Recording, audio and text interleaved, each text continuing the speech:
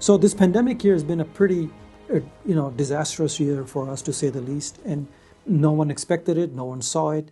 The previous administration botched most of it. It was a complete mockery of the presidency because any real president, and I mean any real president, Democrat, Republican, okay, even a whole lot of Republicans would have handled the pandemic in a completely different way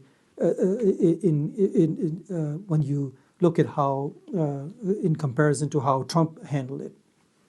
That's why I said I'm very critical of of the things that Trump did, not because of the party affiliation or all that.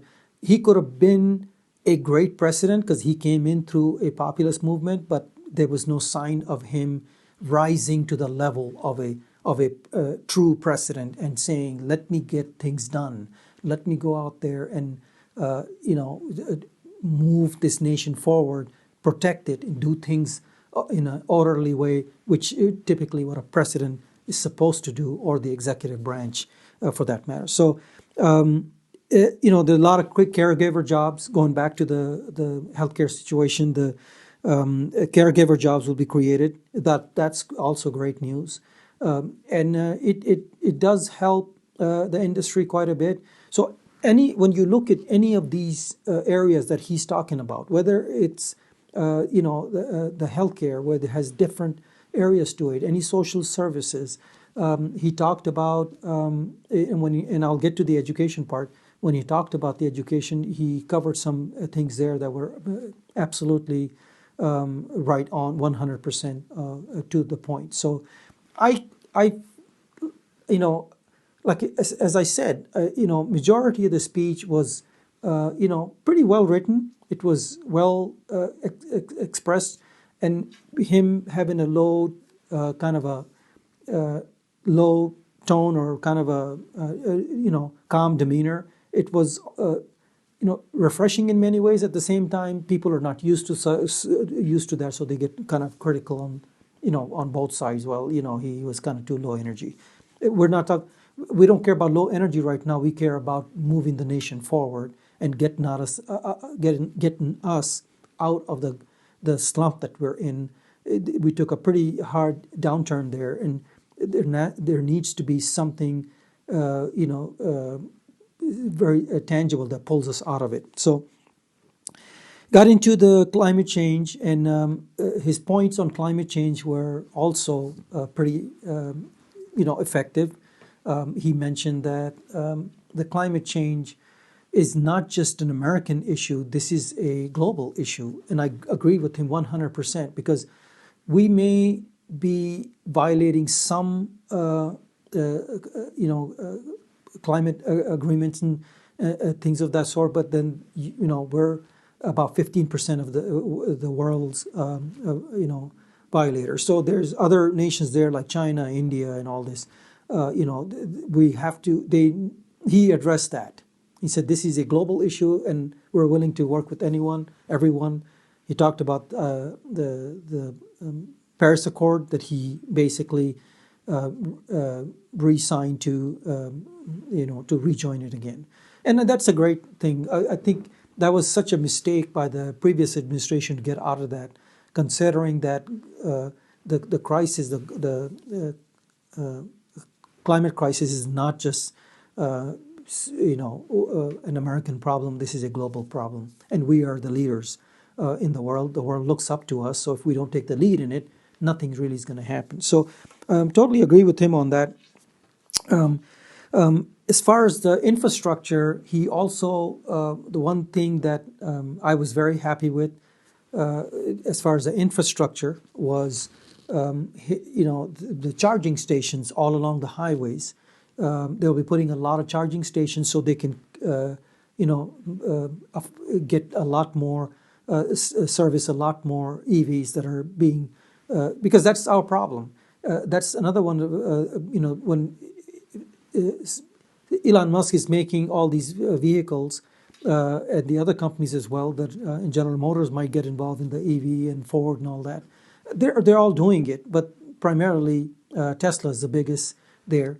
But in order for them to sell more vehicles, people need to be able to see stations out there that they can charge their vehicles at. So if they're traveling, say, I'm going from here to LA, I need access to, basically charging stations. And it makes it difficult when it's like when we're driving a vehicle, we just kind of look at signs and we see a gas station almost every 10 miles. But here, when you're talking about the EVs, the charging stations are not so accessible. So this is what he was referring to, that we're going to put a lot of charging stations along the freeways and highways and in the inner cities. And so that was great news. I thought that was absolutely great news on that. Also, under the infrastructure, he talked about, and this more like as far as, it is trade and then it also is infrastructure. He mentioned that they could make the wind turbines in Pittsburgh. He actually mentioned that, which was pretty impressive. I think it is achievable if President Biden, his administration kind of do it properly. They can get this thing done before even the end of his term. So some of these things are timely. They are time sensitive. He needs to get them done before the 4 years. Some things are necessary because naturally he's trying to get it done before the midterms, or at least try to talk about it, things like that. So they don't lose a majority in the House.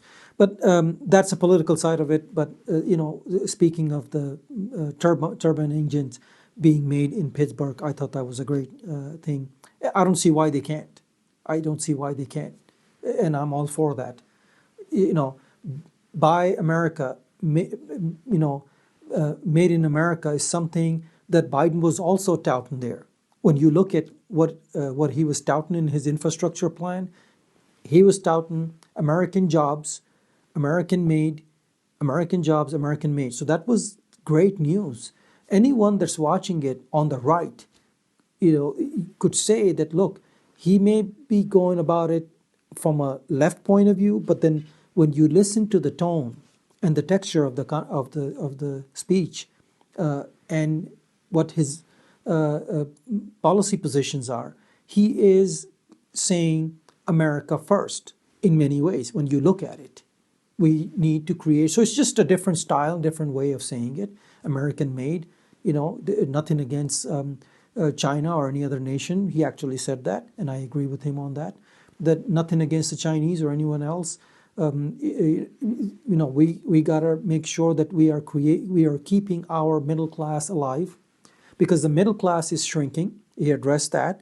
The middle class is shrinking, and he's trying to protect the middle class. And I totally 100% agree with him on that. The middle class has to be protected, because when it comes down to it, when you look at what Wall Street does in comparison to what the Main Street or the middle class, they're two different beasts there.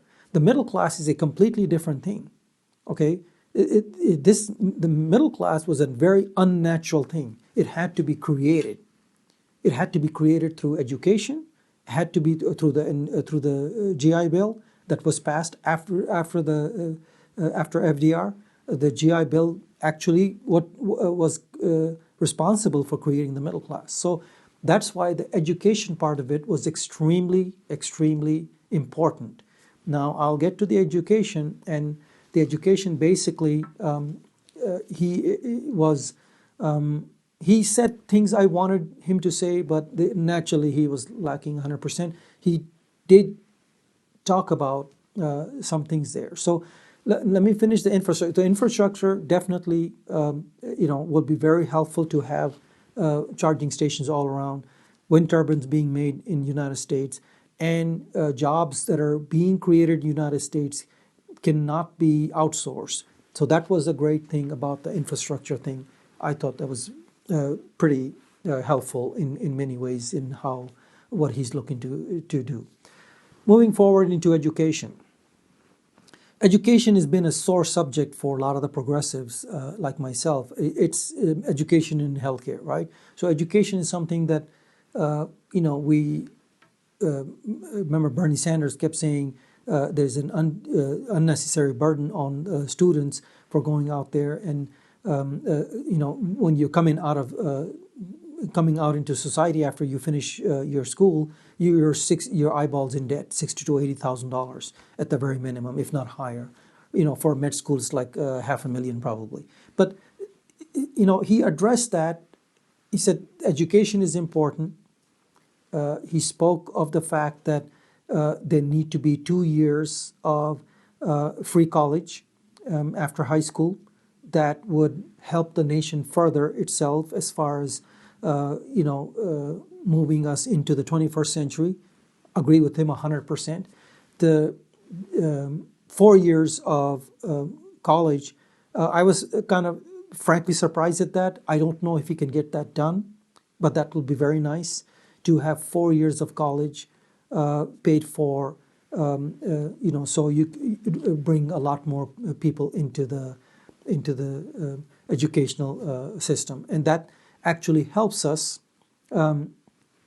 as far as the global community is concerned, our position in the global community, because an educated American public will be able to compete in the 21st century. So I totally agree with him on that, and this is where the right would say, oh, he's moving towards socialism and all that.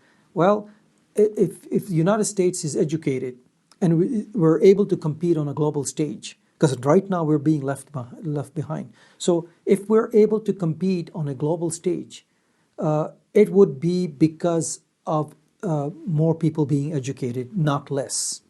So education is what got us here, and education is also going to take us into the future. And it's extremely important for us to have a huge population, part of the population educated. So providing education for our nation is not some favor that we're doing to anyone. We are actually trying to protect our own national security, which is at stake, by the way, if you don't have enough educated people. Imagine only if 10% of the population was educated. I don't think we would be here right now. What if it was less than that? So the fact that when you look at how the middle class was created and what built this nation, the middle class was created through the GI Bill. Okay, and I know Biden also said that it was also through the unions. Totally agree with him. But then when you look at what FDR did vis-a-vis the GI Bill allowed many Americans to get through school, better their lives, create the suburbs, okay, create all this infrastructure, create the highways and all the freeways and all the systems that we got. So, education was not only a good thing, it is what brought us to where United States is right now. And our future depends on our population being educated, more of them being educated, not less. So making education accessible, I don't care what you call it. I don't care what the right calls it, socialism. This is something that they're extremely short-sighted in looking at, because they themselves would understand if they were looking at it from the point of view that I'm looking at it. An educated America would be able to compete in the global stage. If you're uneducated, if our nation is uneducated, we're not going to be able to compete. We'll eventually become a third world country. I don't think that any of us would want that. And those of us who are thinking that that is the way to go, educate less and less people so you could have a lot of these corporations being taken care of, as far as McDonald's and Subways and Burger Kings and such, that's great. We need them too. I eat these fast foods. We all do. The thing is that we need to make sure that the 2 years minimum after high school is provided for in college, and then the 4 years would be a huge deal to our nation. And the strength that it would create as far as national security is concerned would be monumental. I think we need to provide free education to up to 4 years.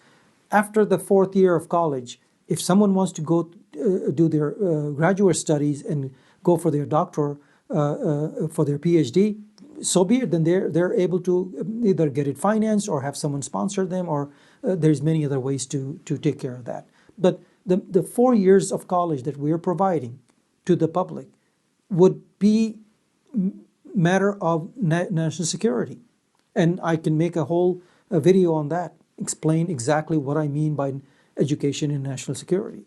Okay, why are they two related? They are related. Just like healthcare and national security is related. Most people don't understand that. Okay, education, national security related. Okay, so we can I can make videos on these, and naturally, those are subject for a different video. So some of those things, like the wind turbine, was a great idea and all that. I did mention that he said Buy American, made Buy American, several times, which was very impressive. I was very happy with that. American products being made by Americans and being bought by Americans. What a deal! And that's the 8-year plan that his infrastructure was talking about. I think it literally pulls us out of the slump that basically we're in right now. So lots of jobs, they cannot be outsourced. Great news for that.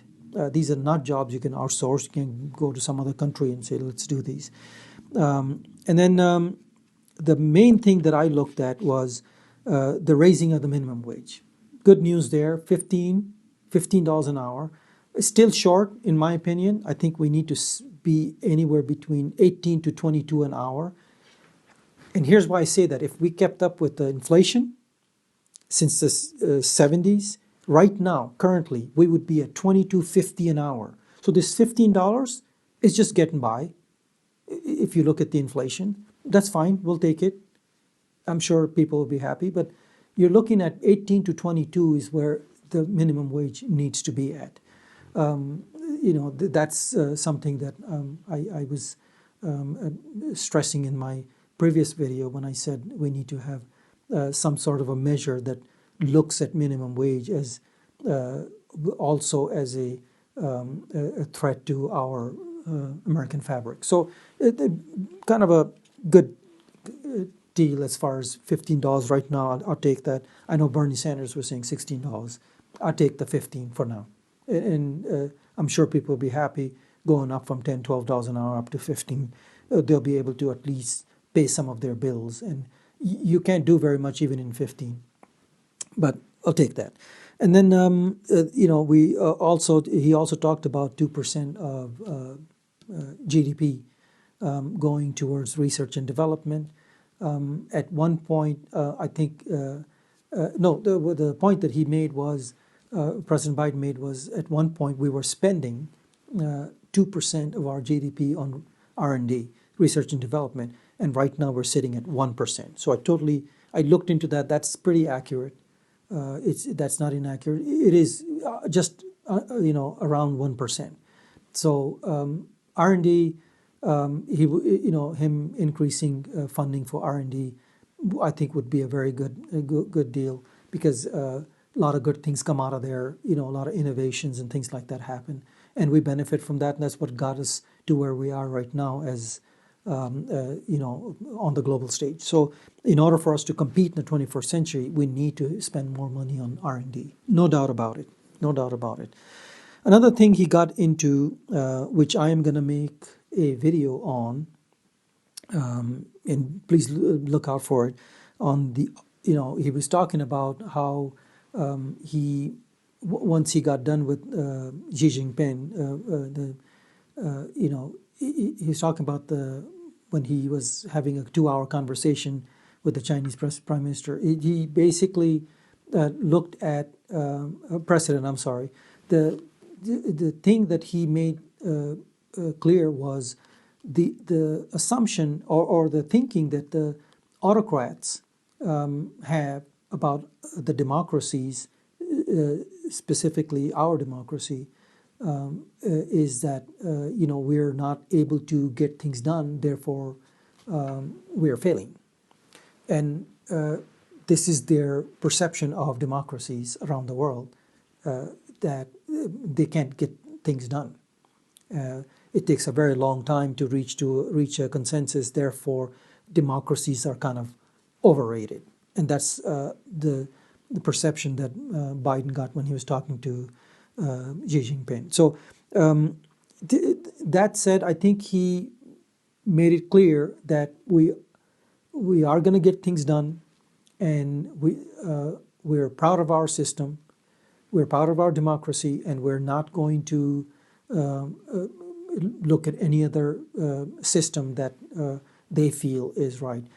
Their assessment of our experiment or our democracy is their perception, and they have the right to their perception. And from their cultural point of view or their systemic point of view, fine, they can get certain things done, but then they have a lot of human rights violations there. So you could be good in one area, but then suck in another area. So you could criticize us that, well, we can't get things done. Yes, we have a lot of debates, and we have a lot of we have a problem with consensus here. We don't really have a problem with consensus. We just have a problem with the wrong people getting into Congress that can't get anything done. You see, that's where our problem is. Our system is not the problem, and this is where this is a matter for another video, and I'm going to make a complete video on this, explaining why the autocrats and their thinking is not just flawed, it's downright wrong. So, and why democracy is the right way to go about as far as a system is concerned. So, another subject, another video, and I'll get to it at some point. Just look out for it. I'll make it, and because it's such a you have to cover so many different areas, and I can't cover it in this one. This is about my analysis on President Biden's speech. So, American Families Plan, I think I'll cover some of it where, the public education, I think I just covered that, 4 years of college, 2 years of college free. He was looking at, he's asking Congress to work on 4 years, if anything, 2 years. So there's definitely something there. And then the thing that stood out to me was when he mentioned that the preschoolers, not just going to daycare, if you were to provide education for preschoolers, an additional 1 or 2 years, they're likely to graduate from high school and from university. So that study is very accurate. So if you start out early childhood, and you give them an additional year or additional 2 years, it is extremely beneficial when they get into their teens and the 20s, and their ability to make that decision to graduate is a lot more stronger if they're educated in those 2 years. 100% agree with him on that. Couldn't agree more. So, the affordable. Then moving on to the healthcare, he did cover the Affordable Care Act, the Families Plan, the Family Medicare, the Family Medical Leave. He was his plan includes covering giving 12 weeks to individuals for a family leave, a medical leave for up to 12 weeks, which is a great thing. Think about it. So many people lose their jobs because they're unable to continue due to either a health reason or some other reason, as far as not being able to take care of their elderly or something like that. But they would get up to 12 weeks of paid leave, which is and I think we're stepping up as far as the world is concerned, because when you look at Europe are already doing that. So it's not something we're inventing. This is something we're kind of catching up to uh, as far as Europe and Canada and the other places are concerned. Australia, they actually have a system where, you know, people are given a few weeks of pay without losing their job. So I thought that was awesome.